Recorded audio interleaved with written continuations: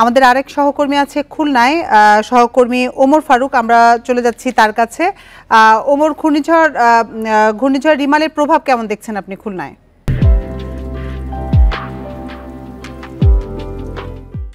গতকাল রাত্রেই কিন্তু ঘূর্ণিঝড় রিমালের প্রভাব পড়া শুরু করেছে। এখন আমরা যে জায়গাটিতে আছি কয়রায়, এখন কিন্তু ঘূর্ণিঝড়টি যে প্রবল আকার ধারণ করেছে, এখন সে খুলনা কয়রায় অবস্থান করছে আবহাওয়া অধিদপ্তরের তথ্যের মধ্যে। তবে এই জায়গায় আমরা যে জায়গাটিতে রয়েছি সেই জায়গাটি কিন্তু লঞ্চঘাট এবং এর পাশে কপোতাক্ষ নদ। কপোতাক্ষ নদে যে জোয়ার বাটার খেলা, সেই জোয়ার একটু এখন একটু পরে আবার শুরু হবে। তবে এখন কিন্তু প্রচুর বাতাস এবং সেই বাতাসের সঙ্গে সঙ্গে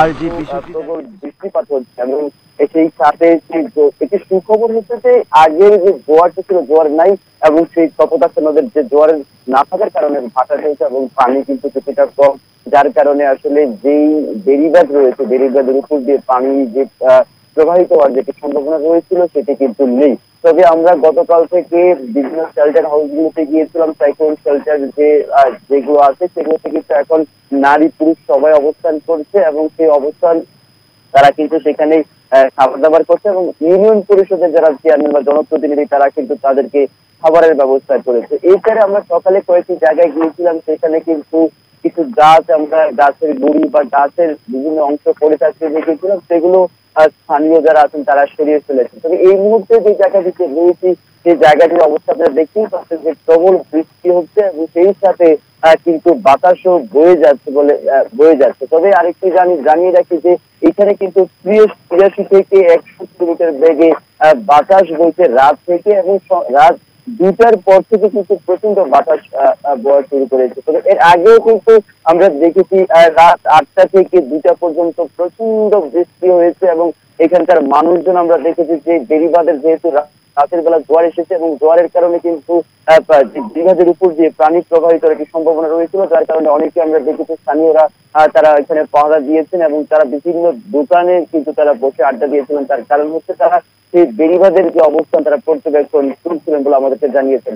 এছাড়া রাতে কয়েকটি বেড়িবাঁধের উপর দিয়ে পানি প্রবাহিত হওয়ার খবর আমরা পেয়েছি, বিশেষ করে কয়রা 5 নং ইউনিয়নের যে সুন্দরবন সংলগ্ন যে বেড়িবাঁধটি রয়েছে। তবে রাতেই কালকে বিকাল থেকেই কিন্তু সেখানে কিন্তু বস্তা দিয়ে বাঁধা হয়েছে এবং সংস্কার করা হয়েছে। তবে রাতের বেলা যখন কিছুটা সেই বস্তার উপর দিয়ে কিছুটা পানি যাওয়া শুরু করেছিল, তখনও কিন্তু স্থানীয়রা সেখানে বসে কয়েকজন মিলে যারা স্বেচ্ছাসেবী আছে তারা কিন্তু এখানে তারা বস্তা এবং জিও ব্যাগ দিয়েছে। তবে আমরা এই এখন পর্যন্ত কিন্তু স্থানীয় প্রশাসনের পক্ষ থেকে আসলে কোন ধরনের আমরা বার্তা পাইনি। তবে স্থানীয় প্রশাসন আমরা উপজেলা নির্বাহী কর্মকর্তাকে গতকালকে আমরা দেখেছিলাম সুন্দরবন সংলগ্ন যে জায়গাটিতে পানি প্রবাহিত হয়েছিল বেড়িবাঁধের উপর দিয়ে সেখানে। তবে আজকে পর্যন্ত কিন্তু আমরা যে ত্রুটিপূর্ণ জায়গাটি ছিল বেড়িবাঁধ, এই বেড়িবাঁধের সামনেই আছি, সেখানে কিন্তু পানি উন্নয়ন বোর্ড বা উপজেলা নির্বাহী যারা আছেন তাদেরকে আমরা দেখতে পাইনি। তবে যেই জায়গাটিতে আমরা আছি সেই জায়গাটি প্রায় 50 কিলোমিটারের মতো বেড়িবাঁধ রয়েছে এবং এই বেড়িবাঁধ কিন্তু পুরোটাই ঝুঁকিপূর্ণ বলা হচ্ছে। তবে একটু পরে অর্থাৎ এখন বাজে 9:30 প্রায় 11টার দিকে কিন্তু জোয়ার আসার সম্ভাবনা রয়েছে। তবে এই ঘূর্ণিঝড়টি আর 2 থেকে 3 ঘন্টার মধ্যেই এই কয়রা থেকেও কিন্তু আসলে অতিক্রম করবে এবং 5-7 ঘন্টার মধ্যেই সব স্বাভাবিক হয়ে যাবে বলে আমাদেরকে আবহাওয়া অধিদপ্তর জানিয়েছে। তবে আমরা এখন যেই খুলনার কয়রা যে জায়গাটি রয়েছে সবচেয়ে ঘূর্ণিঝড় প্রবল এলাকা, সেই জায়গায় কিন্তু মানুষজন এখনো তারা যারা পুরুষ আছেন তারাই বেরিয়েছেন এবং নারীরা যারা আছেন নারী বা শিশু তারা কিন্তু সেই শেল্টার হাউস গুলোতেই আছেন। তবে সেই হাউস গুলো কিন্তু গতকাল থেকে অর্থাৎ গতকাল সকাল থেকে কোনো জায়গায় কিন্তু বিদ্যুৎ নেই। বিদ্যুৎ না থাকার কারণে সেখানে নেটওয়ার্ক ব্যবস্থা দুর্বল হয়ে পড়েছে এবং অনেকেই তাদের মোবাইল ফোনে চার্জ দিতে পারছেন। এবং সব মিলিয়ে যদি আমি বলতে চাই যে একটি ঘূর্ণিঝড়ের আসলে যেই সমস্যাগুলো তৈরি হয় এই কয়রাতে কিন্তু সেই সমস্যাগুলো সম্মুখীন হচ্ছেন স্থানীয়রা।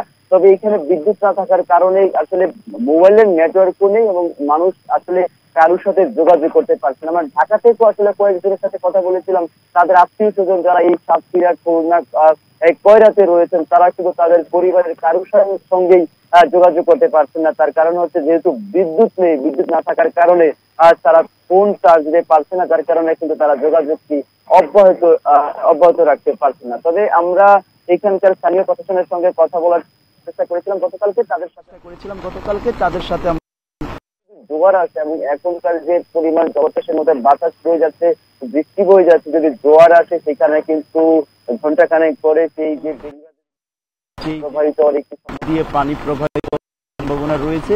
তবে এর আগেই যদি সে বাতাস বা জলোচ্ছ্বাস যে ঘূর্ণিঝড়টি রয়েছে শক্ত প্রবল যে ঘূর্ণিঝড়টি রয়েছে সেটি যদি এখান থেকে আসলে অতিক্রম করে ফেলে এরপর জোয়ার আসলে এই ধরনের আর কোনো সমস্যার সম্মুখীন হবে না বলে জানিয়েছে স্থানীয়রা।